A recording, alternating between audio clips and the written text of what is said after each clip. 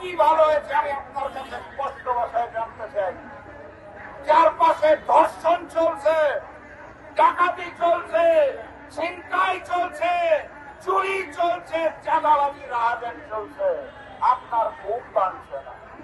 ওই ফ্যাসিস্ট শেখ হাসিনা গদি ছেড়ে মোদির কোলে উঠেছে, অতএব দেশকে তিনি চাইবেন অস্থিতিশীল করতে, সেটা আপনারা রুখতে পারছেন না কেন? কেন 6 মাস পেরিয়ে যাওয়ার পর রাত 3টার সময় আপনার ঘুম ভাঙে, আপনি মিডিয়ার সামনে এসে বলেন অবস্থা ভালো হয়েছে, আরো ভালো করবে। অবস্থা কি ভালো হয়েছে আমি আপনার কাছে স্পষ্ট ভাষায় জানতে চাই। চারপাশে ধর্ষণ চলছে, ডাকাতি চলছে, ছিনতাই চলছে, চুরি চলছে, চাঁদাবাজি রাহাজান চলছে, আপনার ঘুম ভাঙছে না। এখন এসে আপনি নতুন করে বাহানা দিতে চাচ্ছেন কঠোর হবেন। 6 মাসে আপনার কঠোর হওয়ার কথা মনে পড়ে নাই।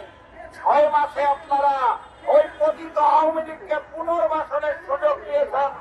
6 মাসে আপনারা রোড ম্যাপ ঘোষণা করতে পারেন নাই, অথচ আপনারা সংস্কার করবেন।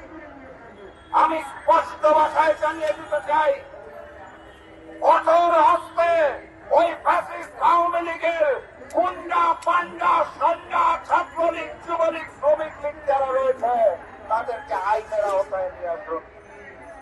48 ঘন্টার মধ্যে দেশের পরিবেশ পরিস্থিতিকে শান্তিপ্রিয় জনগণের কাছে ফিরিয়ে দিন, নতুবা ওই স্বরাষ্ট্র যে উপদেষ্টা আপনার পদত্যাগ আমরা বাংলার তরুণী জনতা নিশ্চিত করে ছাড়ব ইনশাআল্লাহ।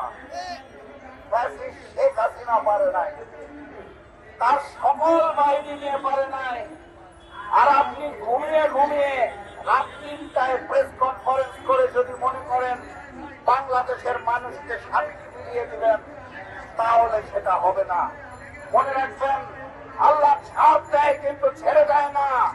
16 বছরের দুঃশাসনকে যেভাবে তাড়িয়ে দিয়েছি আমরা, প্রয়োজনে আপনার বিরুদ্ধে আন্দোলন করে আপনাকে পদত্যাগে বাধ্য করব।